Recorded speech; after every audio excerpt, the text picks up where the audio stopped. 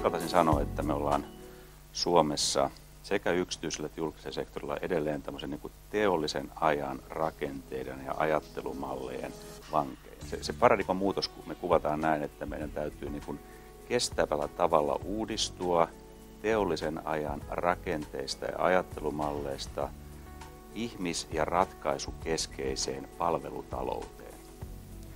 Mutta siis lähdetään me ollaan teollisen ajan rakenteiden vankeja, me ollaan siirtymässä tämmöisen niin ihmis- ja ratkaisukeskeiseen palvelutalouteen.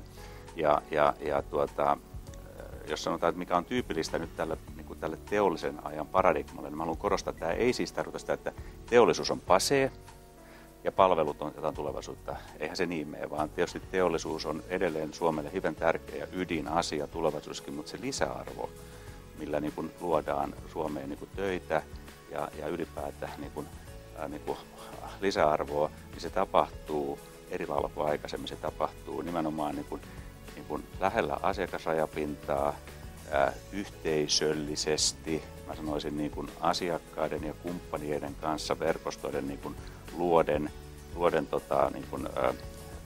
lisäarvo, joka usein tapahtuu, niin kun ymmärtää se asiakkaan tarve kokonaisvaltaisesti, tarjota siihen ratkaisu, jossa on yhä enemmän niin kuin palvelukomponenttia sisällä. Se voi olla niin kuin fyysistä palvelua tai yhä enemmän digitaalista palvelua.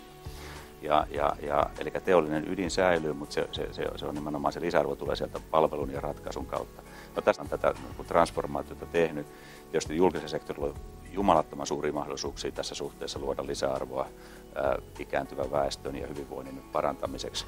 Niihinkin voi palata vielä, mutta se ydinjuttu on nyt tästä johtamisesta, kun puhutaan, on se, että tämmöistä palveluparadigmaa johdetaan ihan eri lailla kuin sitä teollisparadigmaa. Teollisen paradigman, sitä voi kuvata, että siihen on se on tämmöinen perinteinen hierarkkinen kolmio, jossa se johtaja istuu siellä kasan päällä ja tietyllä tavalla työ jaetaan, niin kuin teollisuudessa jaetaan tai tuotannolla tehtaassa jaetaan, se jaetaan tieteellisen liikkeydon mukaan pieniin palasiin, niin kuin kone ja ihminen on siinä, ihmiskäsitys on se, että ihminen on resurssi ja objekti. Ja jos halutaan lisää tehoja koneessa, niin sitä puristetaan vähän lisää vääntöä. Se ihmistä kutistaa, pienentää entistä enemmän. Ihmisestä tulee hyvin tämmöinen passiivinen vastaanottaja, joka vaan duunaa jotain juttua. No nyt tässä palveluparadigmassa täytyy se kolmio kääntää toisinpäin. Siinä johtaja ja hallinto on mahdollistaja. Ja ne ihmiset on subjekteja, tekijöitä, jotka vuorovaikutuksessa luo lisäarvoa. Ja johdon tehtävä on tarjota niille henkisiä ja fyysisiä työkaluja toteuttaa itseään. Se on kääntyy ihan toisinpäin tämä koko juttu. Ja tämä on eli pois tämmöisestä hierarkisesta command control johtamisesta kohti tämmöistä verkostoitunutta, mä sanoisin, johtamista, joka perustuu luottamukseen ja vuorovaikutukseen. Ja tämä on valtava paradigman muutos, koska meillä on sukupolvia johtajia kasvatettu tämmöiseen asemavaltaan, hierarkiaan ja meidän tapa organisoitua on, että jaetaan pienempiin siiloihin ja niin päin pois, kun nyt pitäisi toimia toisella tavalla.